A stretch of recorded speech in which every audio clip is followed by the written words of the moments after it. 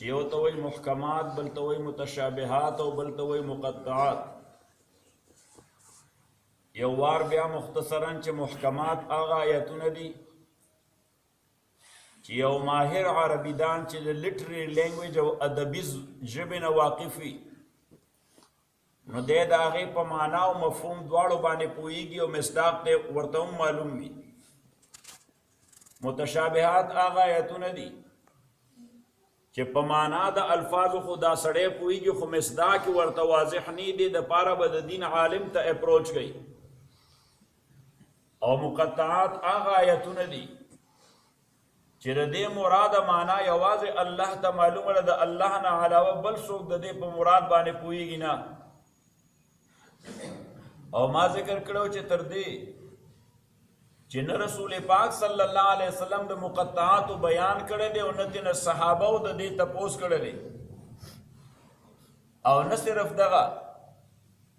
بلکې مخالفین د رسول پاک صلی الله علیه وسلم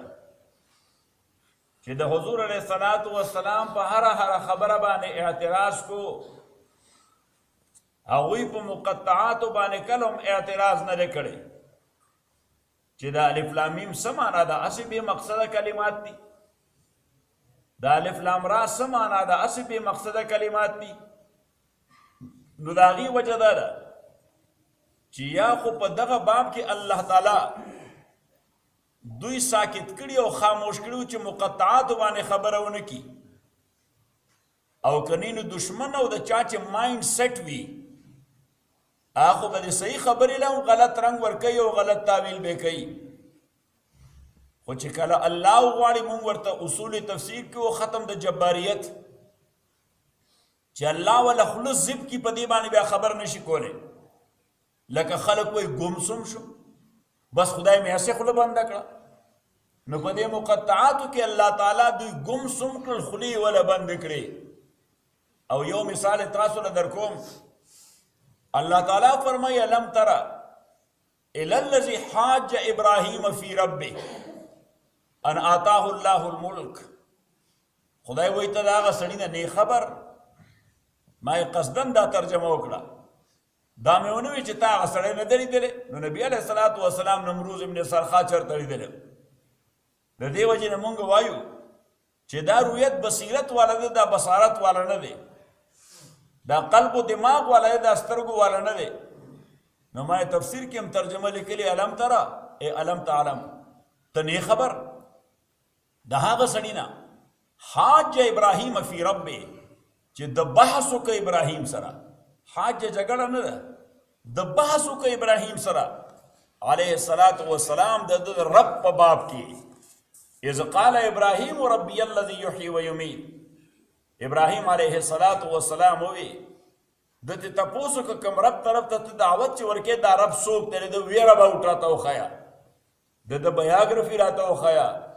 د ریزومه او بایوډیټا راته وخیا. نو اذ قال ابراهیم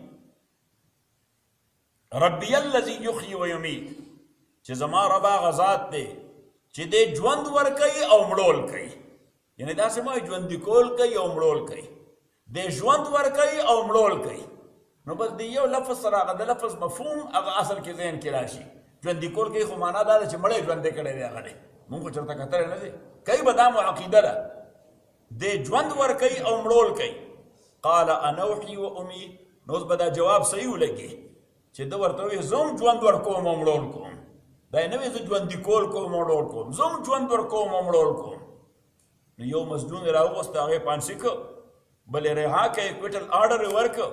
نو ویې ګوره ما هم یو له ژوند ورکړ او بل مې مړ کړ. شیخ صاحب رحمت الله علیه وی ابراهیم علیه السلام ته پته ولګېده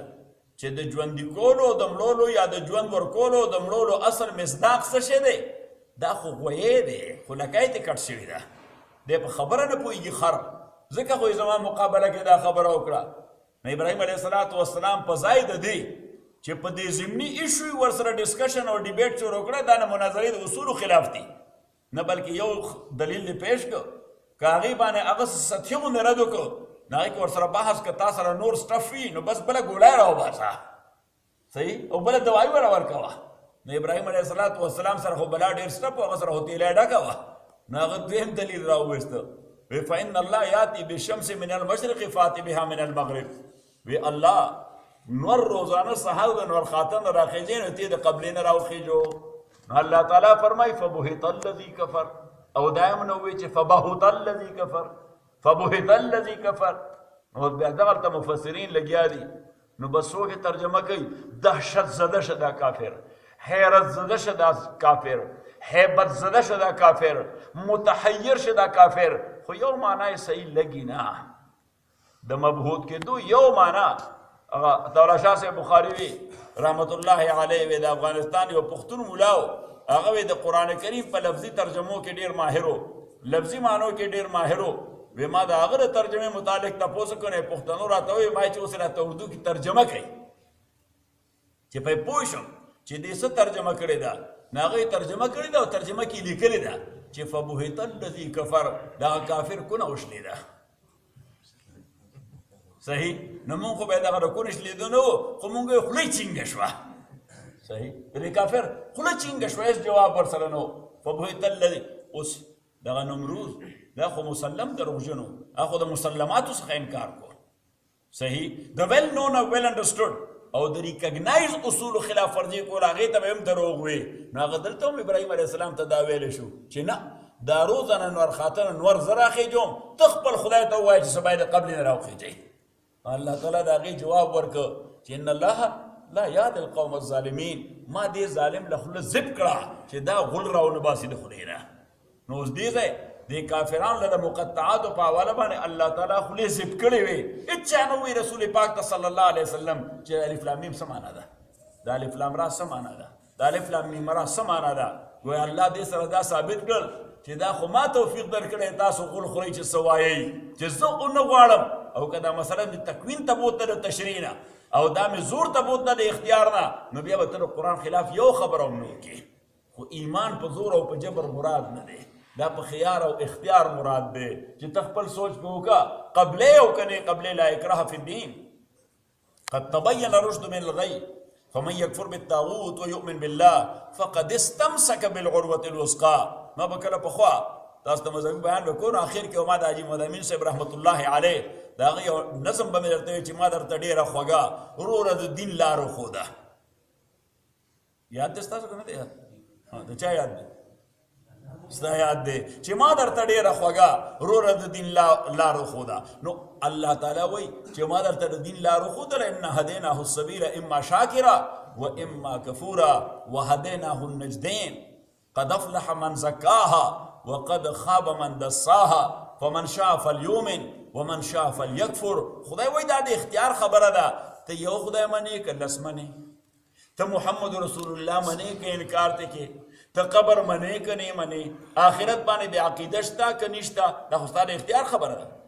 خو ورپسې ډنډې ورپسې وخوځوله چې انا اعتدنا للظالمین نارا او خو به نه منی خو الته یو داسې اور دی چې د هغې فلیم بلو دی او په دې اور کې د ټولو نه ګرم ترین اور چې وي نو د هغې چې د هغې لمبه سره نه وي څنګه شنه بلو فلیم نو بلو فلیم د ټولو نه ګرم ترین دی دا ښه سوځول کوي او بیا د سوځول قرآن کریم کې الله تعالی نارو سموم وایي ورته اوس د سموم معنا یو خدا د سم نه دی چې د جهنم په دې اور کې زهریلا اثر دی څه شی دی زهریلا اثر دی خو ما بل ترجمه وکړه ما اصل کې د سموم معنا د هغه اور دی التي تدخل في المسامات چې دا د بدن په مسامونو کې داخليږي فورس کې داخليږي نو دې ته وایي نارو سموم او دغه ځای چې داخليږي نو دا ریډ فلیم نه داخليږي بلو فلیم داخليږي دا بیا د ساینټسټانو نه تپوس کوي ځکه چې ساينس سټډي کې به تر اعظم تاسو ته قرآن کې اپلای کوو نو بهر تقدیر عرض مې کوله تاسو خدمت کې چې اوس دغه مقطعاتو کې الله تعالی د دې خله زب کړه چې په دې به خبره نه کوي نو مقطعات دا یو راز دی یو راز دا راز به کله کولاویږي ممکن ده چې رسول پاک ته معلوم خو په دې باندې مکلف چې شاته به وای نه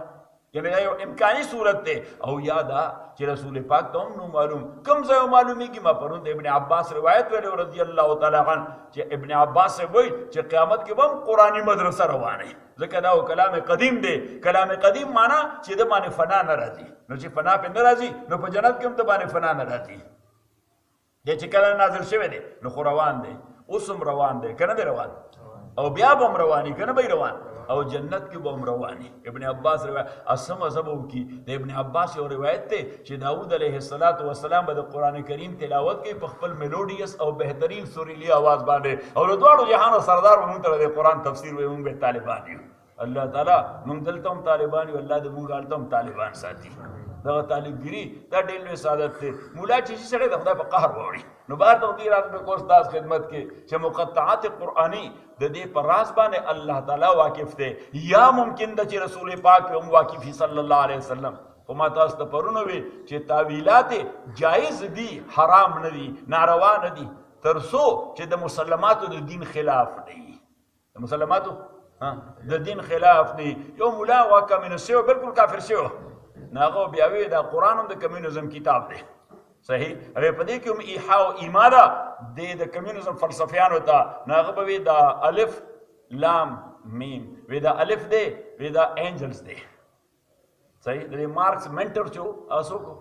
انجلز، نو وی دا انجلز دی، او دا لام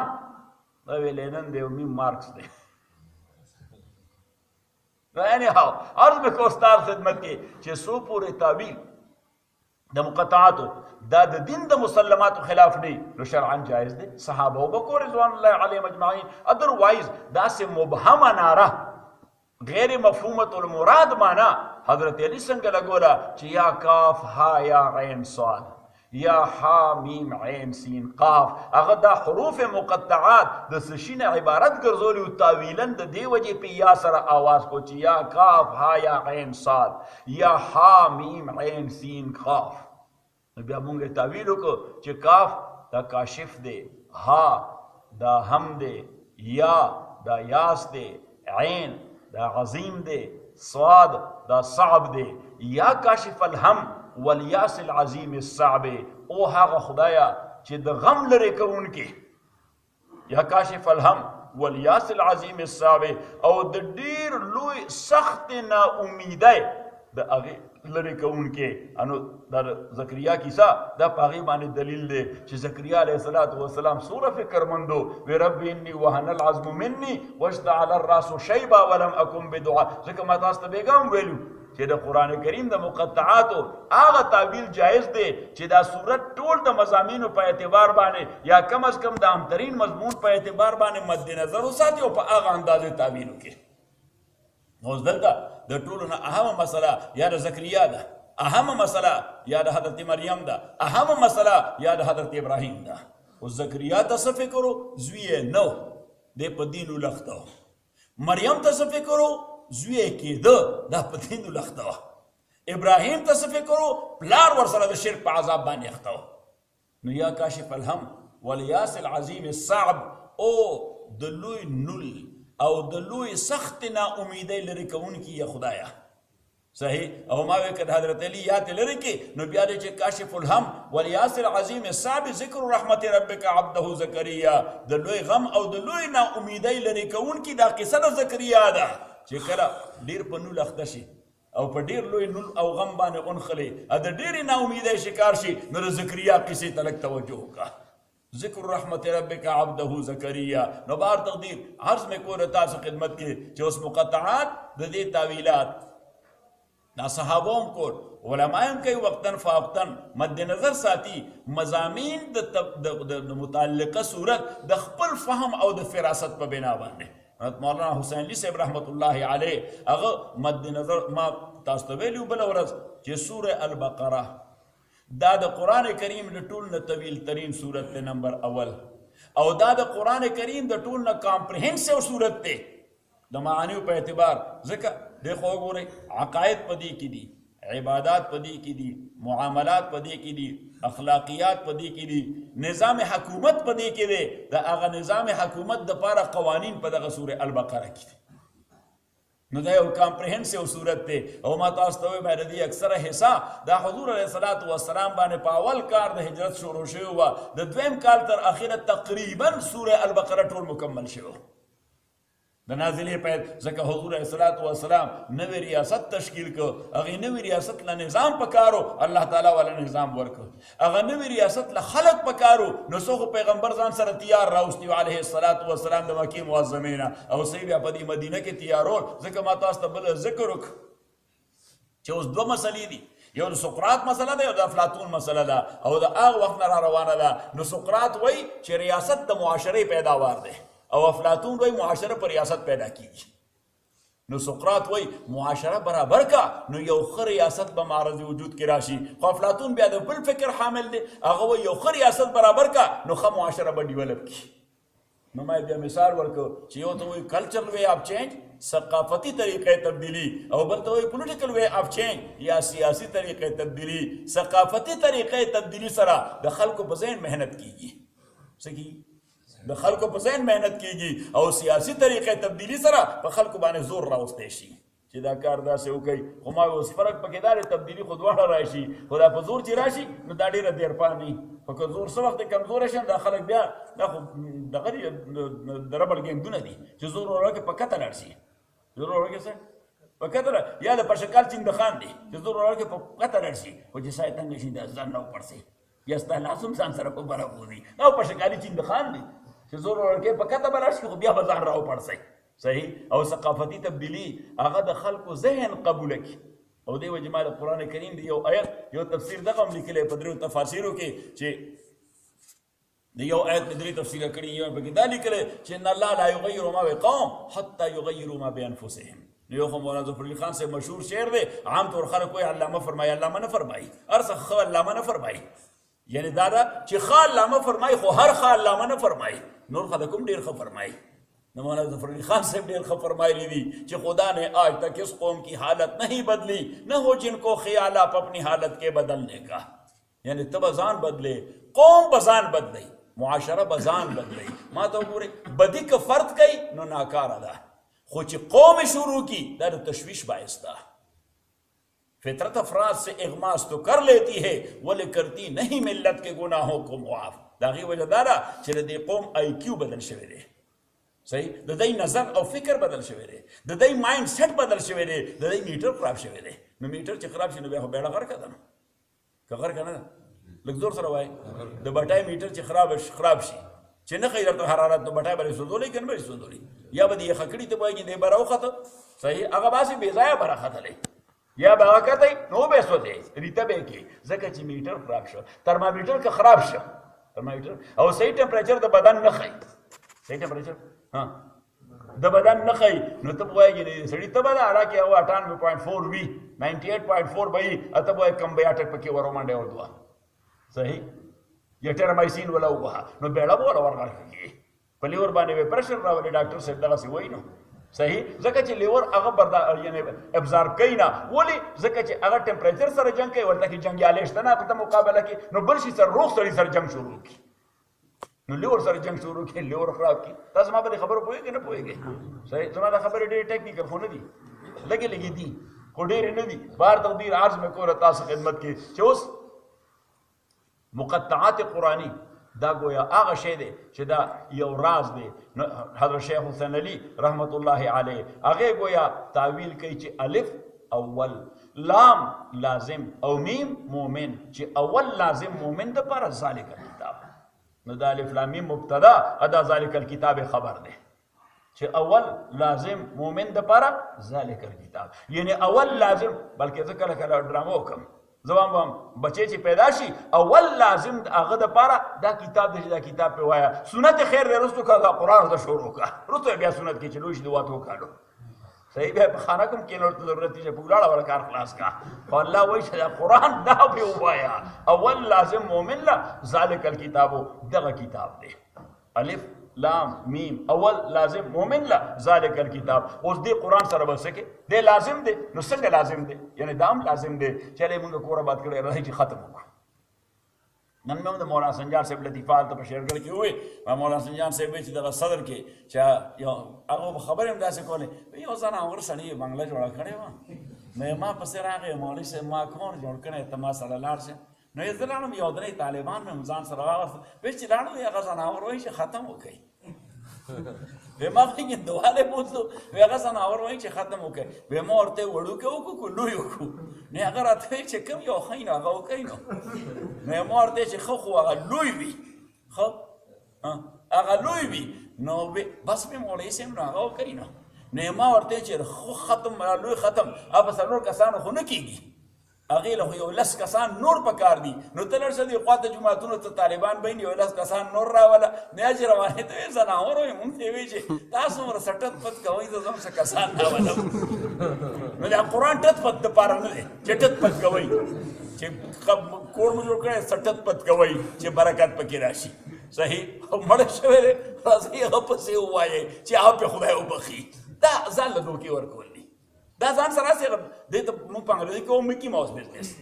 دا هسې میکي ماوس بزنس دی دا میکي ماوس بزنس مه کوئ هېڅ ضرورت نشته مولانا عبداللګر صاحب به کله کله غوسه شو وایي ما کې که ایمان وي په ما دې یو خدای دې وایي تاسو ووایئ که ما باندې جنازه وکړه ما به بې جنازې خدای وبخي او وایي چې ایمان در کې نه نو دا لویه جنازه چې دومره خلک او فلان صاحب درمیان میں نظر آ رہے ہیں ای خنزیر له جنازه نه ورځي او 10 ورځې نه ورځي کونه د غلو ګنده ده خو راغلی داسې په صف کې ولاړ دی عزیزانو باید چې نه خدای له دوکې ورکولو کوشش وکړو نه ځان له دوکې ورکولو کوشش وکړو نه میکی ماوس بزنس وکړو نو اول لازم مومن له بس اخري خبره ته کوم ذالک الکتاب او دا کتاب دی اوس دې کتاب سره بس کې نو دې کتاب په حواله باندې 15 حقونه دي دې کتاب څه شي دي 15 حقونه دي دا تاسو کله کله کوم لیډر چې دوکه درکوي نو هغه څه درنې مرنې شروع کړي یا څه جلوس پلوس وباسي صحیح نو بیا تاسو ته وایي چې حقوق یہ دیے نہیں جاتے یہ لیے جاتے ہیں وہی لڑتا سے کہنا وہی اور یو لیڈر دا نہ وہی کہ بھائی فرائض یہ نبھائے جاتے ہیں ذمہ داریاں یہ پوری کی جاتی ہیں اور تاسو اگر لیڈر پس روانی بلو نمو ورکا وہی الکہ دار وہی سی دے دو وہی زامنو پس مروانے گئے سڑی زامنو پس روان شے اور ذرا لیڈران توہین نکوم خو بیاؤم وان برملا بلا خوف تردید چی یو دا سڑی زویه دے پدی ملکی غد مولانا سے په خبره پوهیږي د سړیتوب په خبره پوهیږي طریقه ورځي چې دا خبره به کې څنګه نور خو لیوني زامن دي بس تاسو سره لوبې کوي ستاسو ذهنونو سره لوبې کوي ستاسو جذباتو سره لوبې کوي او تاسو هم بس مونږ خو ما بېلګر موږ سه مونږ هم ټول د ګډې زامن یو وې چې څوک داسې شین شوتل دوه درې پاڼې هغه پسې به شروع کړي ور روان ورپسې ما نه نو شیرګړ کې ما دا مولانا صاحب ډېر ناکاره سړی دی دی ما ډېر فراډي دی د ډېر دوکمار دی د ما ډېر شی حکومتي مالونه والی دي د ډېر شی حکومتي ځمکې والی نو چې دا ټولو خلکو باندې کیسونه جوړېږي دی د ماماز ویل چې تر اوسه پې کیس نه جوړ کړی په چا جوړېږي مخدوم من فهیم وړوکی سړی دی که لوی سړی دی وایي آصف علي زرداري لوی سړی دی میاں نواز شریف میاں شهباز شریف یا نمونه واخلئ نو چېرته یو خو وښایي صحیح خو بس اصلیه کې زمونږ ذهنیت دا دی چې ملا ذلیلوه نو مالدار خو یې خود ذلیل دی هغې دپاره لاره کې ورکاوټي او دا غریبانان مونږ خو هسې لکه اترنګې غوندې یو مونږ خو لکه اترنګې غوندې یو نشاط روح جوین عشق چو بدنام می گردد چو کفر از کا برخیزد ہما اسلام می گردد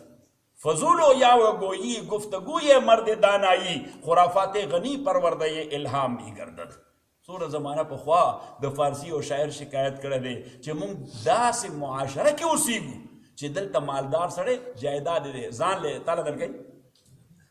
وایي کارخانې دي ځان لري که تاله درکوي بینک بیلنس دی ځان لري که تاله درکوي د موټرو یو فلیټ او دسته ورسره ولاړه د 10 موټرو تاله پکې درکوي لږ زور سره وایي صحیح خو موږ هسې لکه اترنګې غوندې خان نواب صاحب میر صاحب سردار صاحب فلانے سے او اگر د خرڅ یې په خبره نه پوهي غول خوري خان داسې وفرمایل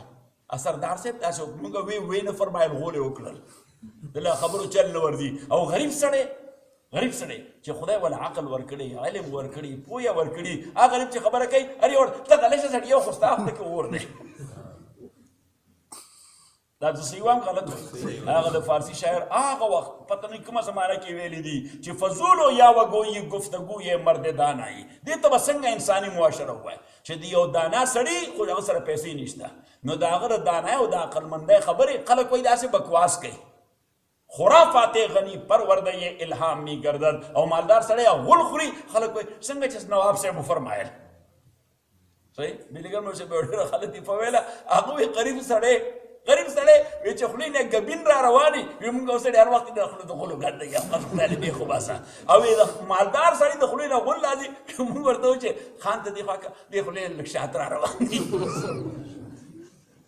چې څو پورې ما آی کیو بدل کړی ذهن مو نه دی برابر زمونږ میټر خراب دی زمونږ میټر په زور مو ځان خراب کړی دی او بس اخر کې یو حدیث درته وایم نبی صلی الله علیه وسلم هغه فرمایل چې کیف بکم اذا فسق فتيانكم وطغت نساؤكم څه کیفیت به وي څه حال به در باندې چې ځوانان مو لوفران بدماشان شي او ښځې مو باغي نافرمانې شي هسې په ایمان وایي په ځان پرده ما چې وایي مونږ ښځې ته کور کې خبره کولی شي صرف یو باچا حقیقت وي نور هم دغسې دي خو وایي نه صحیح په ځان یې پرده واچوله خو دا پرده کېږي نه ځکه حضور علیه السلام فرمایي چې کیف بکم اذا طغت نساؤکم فسق فتیانکم چې ستاسو ځوانان هلکان زامن دا به ښځو جنکای دا بدراه شي دا فاسقان فاجران شي او ښځې مو باغیانې طاغیانې شي خبره نه مني صحابه هغه زمانه کې دا تصور نشه کېدی دې زمانه کې تاسو ته یو خبره وکړم دا مکې والا سختګیر خلک وو انصار د مدینې دا لغونې نرم خلک وو او خطه او آب و هوا دا په طبیعتونو اثر اچوي که نه اچوي نو د مکې ځمکه سختترینه ځمکه ده هغه خاورې هم دومره سخته ده او کاڼی خو یې داسې دی چې هغې له هغې غریبانان ورسره لګیا د سعودي حکومت دومره ټوټه دي جدا کوي بس دا شاور لګوي په ځان مړ کړي یو ټوټه را جدا شي خدای دې هغې له ډېر اجر ورکړي دا حرم توسیع چې کوي بلکل اوسپنه کټ کول دي آخر صحیح نو دغه رنګې د مکې والو د هغې مزاج کې هم سختي ده آب و هوا اثر لري خو د مدینې منورې ډېره نرمه ځمکه ده او ډېره زرعي ځمکه ده د اوبو ډکه ځمکه ده لهذا هغه نرمه ده نو مدینې والا هغه فطرتا لږ نرم طبیعت صحیح نو هر چا سره نرم طبیعت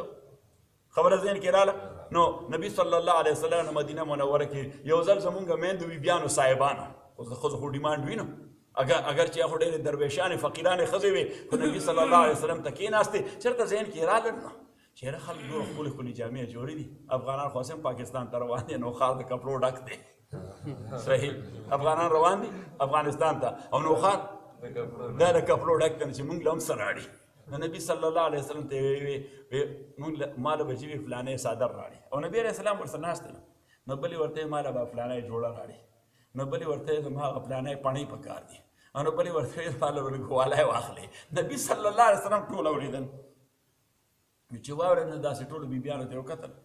وی مالي ولي دنیا زما دنیا او دنیادارۍ سره څه تعلق دی دا تقاضې او ډیمانډ خو د دنیادارو نه کېږي او چې څوک دنیاداري کوي نو د هغه نه دا ډیمانډ کېږي او تاسو ولې دا ډیمانډ کوي او الله تعالی وفرمایل چې ان کنتن تردن زینة الحیات الدنیا فتعالينا ومتعكن وسرحكن سراحا جميلا الله تعالی قرآن راولېږه چې ووایه دې بیبیانو ته چې که تاسو دا شی نه غواړئ نو راځئ چې کار هم خلاص کړه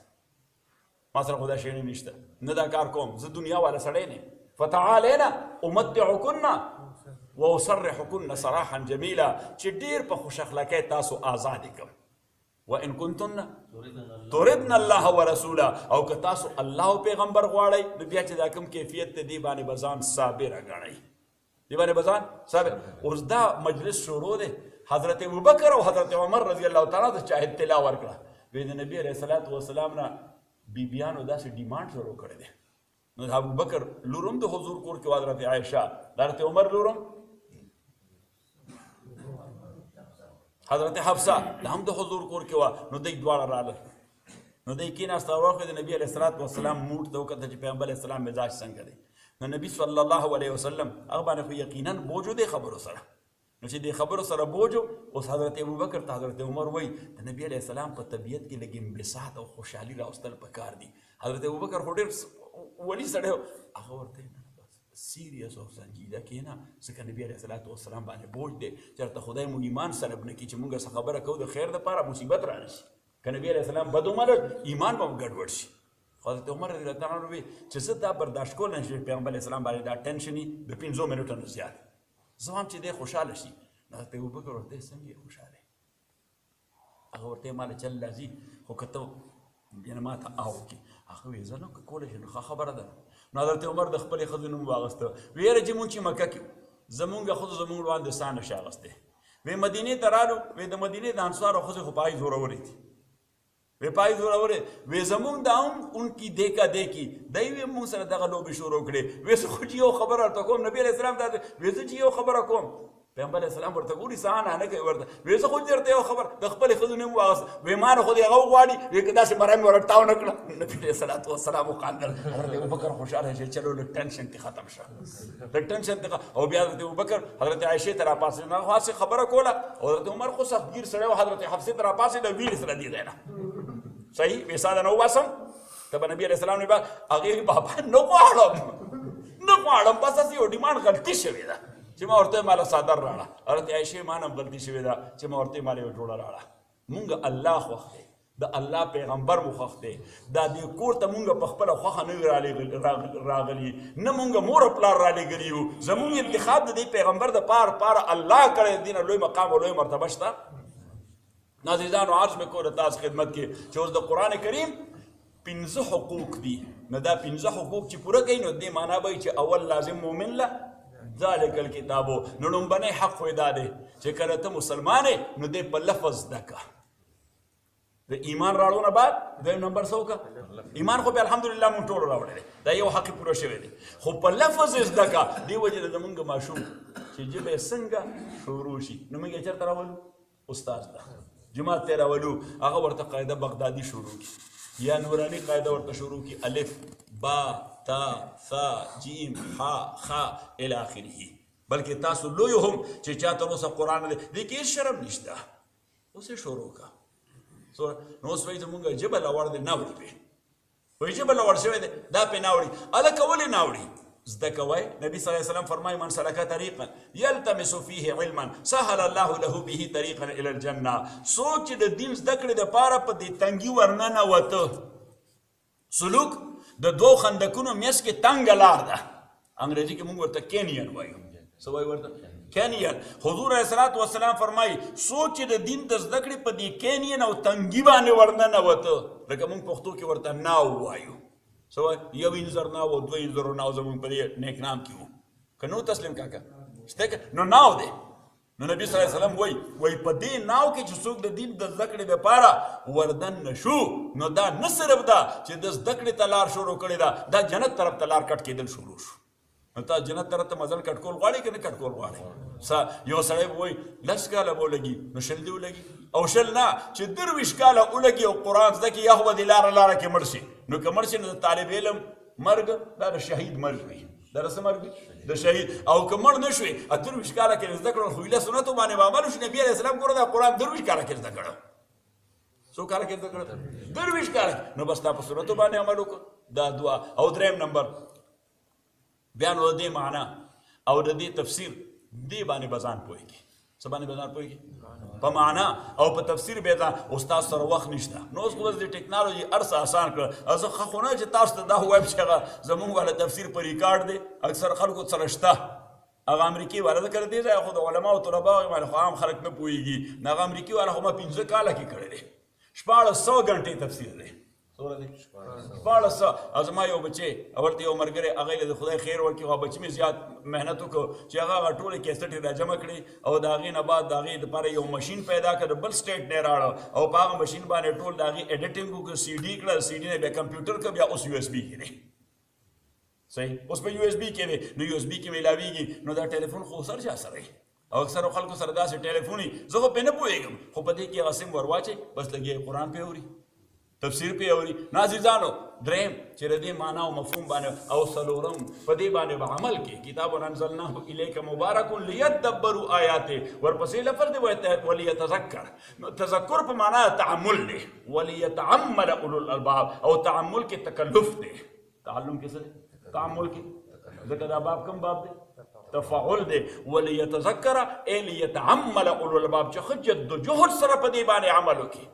نو دا یې څلورم حق دی او بیا یې پنځم حق دی چې که ستا اختیار کړي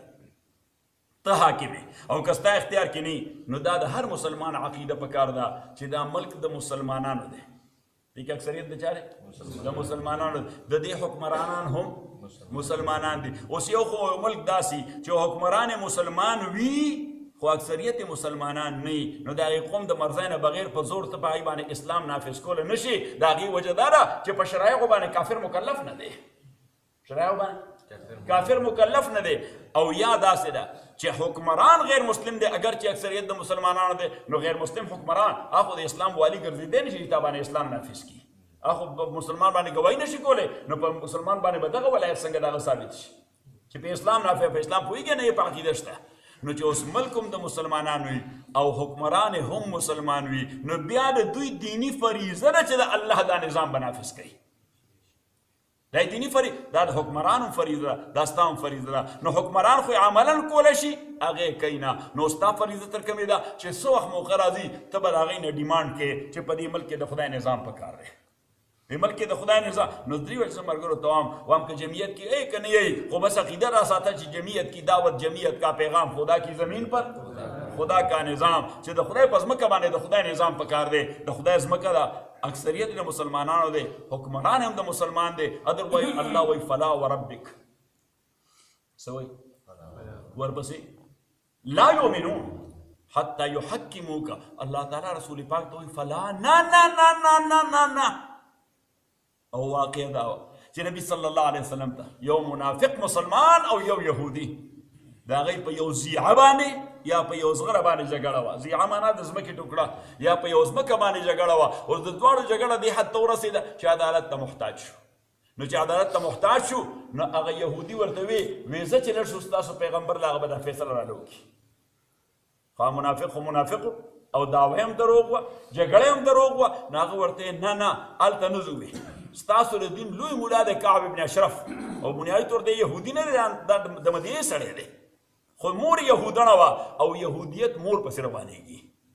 صحیح یهودیت چا پسې روانېږي مور پسې تاسو وګورئ د دې رشیا نه دا روس چې مات شو نو د دې یهودیان اسرائیل ته راغله د دوی مقبره هم هلته جوړه ده په اسرائیل کې چې د کم یهودي مور یهودڼه نه نو که پلار یهودي نیکه هم یهودي او ټر نیکه هم یهودي و خو چې مور یهودي نه دا د دویمې درجې یهودي صحیح او پلار چې هر څه خو چې مور یهودڼه نو دا بیا صحیح یهودي نو سر چې کعب ابن اشرف د عربو د قانون مطابق دا خو د مدینې سړی و خو چونکې مور یهودڼه وه لهذا دی هم څه شو یهودي شو مور سره نو چې مور سره یهودي شو نو دا بیا د تورات لوی موډا صحیح داسې حرامي نسل خدای کتلی نو دا په شیطان هم داسې حرامي نسل نو کتلی لکه دا کعب ابن اشرف یعنی په هر سازش په د پیغمبر خلاف ولاړو صلی الله علیه وسلم نو دغه کعب ابن اشرف دا خنزیر ده به د دوی فیصلې کولې او ده به فیصلې کولې په څه به یې کولې په پیسو به یې کولې صحیح نو هغه منافق ته خو پته وه نو هغه ورته نه نه ستاسو پرسنل کوډ دی د یهودیانو هغې ته به راشي دا کیس به کې فیصله هغه ورته زه نه ځم مړه جګړه یې جوړه شوه جګړه یې جوړه شوه 2 کسان راجمع شو ویې څه چل دی اوس مسلمان خو بېعزته کېده او ډسکلوز کېده چې ښه نو ته رسول پاک له کیس نه وړې صلی الله علیه وسلم نو بس خدای والی هغه منافق هغه بیا دې ته مجبور شي د یهودي سره رسول پاک ته لاړو صلی الله علیه وسلم نبي صلی الله علیه وسلم د دواړو بیان واورېد فیصله د یهودي حق کې وکړه چې دا مسلمان چې کلمې ویلې داسې دروغ وایي حضور اسلام فیصله چا حق کې وکړه د یهودي حق کې اوس د یهودي حق کې خو چې بهر راووته نو کوټ خو د غریب سړي په حق کې فیصله وکړي خو د مالدار کاکا نه به ځمکې قبضه څوک اخلي آسان کار دی ګران نو هغه منافق او مالدار سړی نو چې بهر راووتل نو ورته وي اوس زه خو دلته راوستم په شرمونو دې وشرمولم 20 کسان دې راباندې خبر کړه خو اوس خفي کوم به د صحابه درنه وباسم یا به ما سره ځي حضرت عمر ته نو اوس هغه یهودي ورته وایي ملګري په یو خبره خو مې پوه کړه وی هغه څه خبره وی هسې ستاسو دین کې وی دا محمد دوی سړی دی که عمر صلی الله علیه وسلم هغه ورته بس دا انټي پینټي راسره مه کوه حوزې به راسره حالانکه یهودي هوښیار و چې هلکه خدای دې بې خو به سپریم کورټ فیصله وکړه بیا صرف سیول جګړې راړې رسول پاک فیصله وکړه حضرت عمر لی وړې خو ته ورته ما سره به دا باسونه ما سره به زېږي ساده نه وباسم غریب ورسره روان شو نو عاجز سړی و نو لاړو حضرت عمر ته دروازه والا بار راووت نو چې هغه بار راووته نو دغه یهودي ورته وایي چې دغه زموږ مسله وه نو اول خو یې په دې جګړه چې کعب بن اشرف له ځو که رسول پاک له ځو نو مجبور شو کسان راجمع شو نو موږ یې رسول پاک سره حضور علیه الصلاة والسلام یې زما په حق کې دا فیصله وکړه نو یې اوس ده په زور تاله راوستی چې دا فیصله به هغه باندې کوو دا فیصله به حضرت اوس د هغه منافق په ذهن کې دا و چې حضرت عمر خو غیر مسلمو ته لږ زیات غوسئ نو چې غوسئ نو خو بس ټک په ټک چې نه د یهودي ځمکه چېرته یې دا ستا شوه هغه داسې نه وایسیو چې ګینه حضرت عمر به بس دې ته نه ګوري بس پړانده خر به سور شي چې نه د کافر مافر ځمکه نه بس دا ستا شوه نه حضرت عمر دا منافق نه تاسو کوي سم هغه وی او چې داسې چې زما په خیال ما خبره صحیح پیغمبر اسلام ته واضح نه کړی شو بس هغه د په حق فیصله وکړه نو مسجد الله غي ته زمون په دا يهودي دی دې خبرې له به زور وکړه دا يهودي دی حضرت عمر ته يهودي دی که نصراني دی که مشرک دی که مسلمان دی مسله کیس دی وی کیس دغه دی وی رسول پاک فیصله ک وی فیصله ک وی مکانکما تاسو درګه اعظم نو کور ته لاړو توره راواغسته په دې منافق ورمنډه کړه ادا سره ته وو ومن لم يرضى بقضاء رسول الله فيقضي له عمر هكذا د پیغمبر فیصله شوی کیس چې څوک عمر لراړي عمر بیا داسې فیصله کوي نن سړي زویا ته پیغمبر علیه الصلاۃ والسلام کړي فیصله راړي حضرت عمر سره چیلنج کې نو الله تعالی فرمایل چې فلا نه دا ایمان نه لکه دا منافق چې وي وربک زمان استا په پروردگار قسم وي دا سو کوئی دا خبره الله په خپل وای په ځان قسم کوي چې نه محمد استا په پروردگار مې قسم وي لا یؤمنو خلق ترغی مؤمنان کې دې نشي حتی یحکموک فیما شجر بینهم چې سو خپل جګړې استا په قانون فیصله کړی وي الله دې مونږ باندې رحم وکړي خدای دې امام صاحب ډېر خیر ورکړي اکرینو ټک پټک خدای مونږ باندې کفر فتوا لګولې ده خو امام ابو حنیفه د سوره مائده آیت کې من لم يحكم بما انزل الله څوک چې د خدای قانون باندې فیصله نه کوي ملک د مسلمانانو حکمران مسلمان فاولئک هم الظالمون دا ظالمان دي فاولئک هم الفاسقون دا فاسقان دي خو دریم ځای من لم يحكم بما انزل الله فاولئک هم الکافرون نلته بیا امام صلی الله علیه وسلم زموږ د ایمان غم دی خدای دې هغه ډېر خیر ورکړي هغه سره زمون د ایمان غم دی خلک خو د ایمان نه ولي نو فرمایي من لم يحكم بما انزل الله څوک چې عقیده د حکم په ما انزل الله نه لري فاولئک هم الکافرون چې په دې قانون عقیده نه لري نو بیا به د ایمان نه خلاصېږي چې په قانون عمل نه کوي نو ظالم فاسق وي خدای دې امام صاحب له خیر ورکړي بس دریم من لم يحكم کې داسې بهترین تعبیر وکړو څوک چې عقیده د حکم به ما انزل الله نه لري فاولئک هم الفاسقون الحمد لله رب العالمین دا ابرز وصلى الله تعالى على خير خلقه محمد وعلى اله وسلم